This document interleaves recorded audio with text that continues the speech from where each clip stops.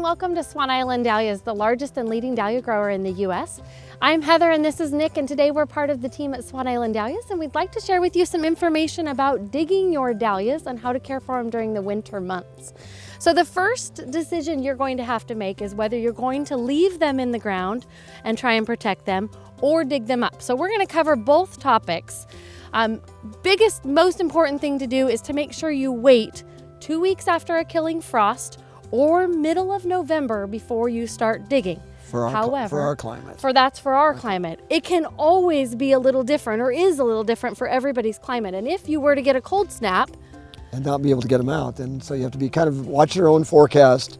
If you're northeast or Midwest and it's going to go down to 20 degrees for a while, you better get them out right away before the ground freezes in October down. or anything. It could be October. Yes. Otherwise, we'd like you to wait till about the middle of November, just because we know at that point tubers have had enough time to grow, tubers have hardened off, and they're ready to be stored if you're going to be digging.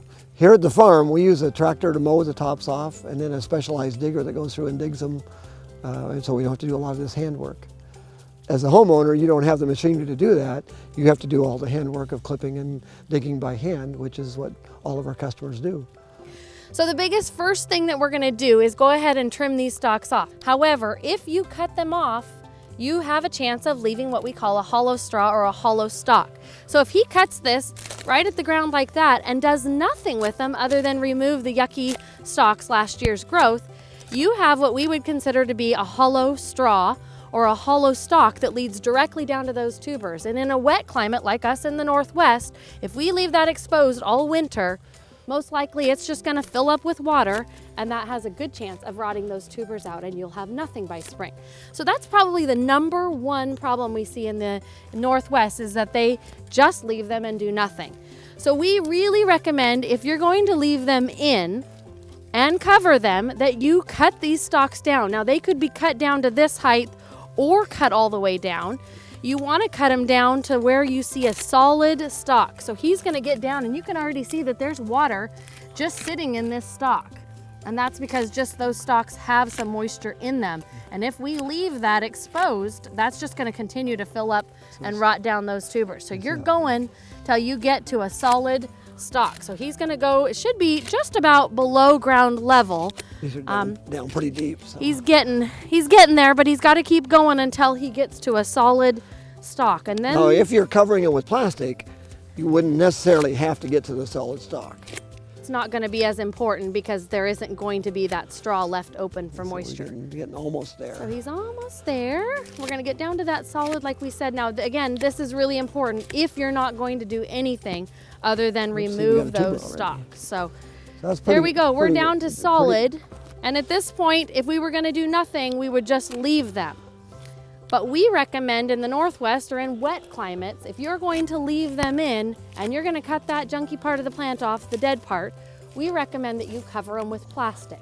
So it means cutting them off, just flattening out the ground a little, and laying down anything. It could be a tarp, could be black plastic bags, it could be any type of plastic that you want to use. And what that's going to do is just keep the wetness or the water, the excess water, of sitting and soaking into those tubers all winter long. So we would just take this plastic and lay it down here on the ground. And this is your raincoat. This is going to keep that water off those tubers. Now it doesn't have to be way out many feet, but it's just a nice area that's going to keep the water from filling those stalks. Then you're going to want to add, once you've got that raincoat on, add some blankets of warmth. That's just adding a heat protector in case we do get a cold snap or a freeze. This could be hay, straw, leaves, dirt, whatever you've got in your yard, and you can cover up that plastic so it won't really matter what color you're using. And we're going to leave that on all winter and come back probably in late March, early March, depends on where you are in the US and what your climates are. And we're going to remove that once weather has warmed up and we assume that it's getting closer to growing time. You might in your area want to put some slug bait down underneath, or when you remove it in the springtime, make sure you slug bait immediately. Now we're going to go and cover just digging. So now if you're not going to be leaving them in the ground, now remember, if you left them in the ground, you have to make sure you're in a climate that they will not freeze. If that freeze goes down 6 inches or wherever those tubers are located in your soil, they're gone. They will rot. They are a tuber and not a bulb, so freeze destroys them. So the more insulation you can put on top, more soil, more leaves, every inch is really important. So especially for the colder climates. This is something good in the Northwest. The water, or the raincoat, the plastic keeps that water off of them. The dirt, the straw will add blankets of warmth. If you're in the East Coast, back in the Midwest, this is not even an option for you to consider because your cold winters will definitely get down deeper than where those tubers are. For those of you that live in a climate that have to dig or want to dig and have no other option or don't want to take the risk of any other option, we're going to show you how to go ahead and dig. So he's going to go ahead and lop this old plant off that has definitely taken a frost and get rid of those old stalks, last year's plant.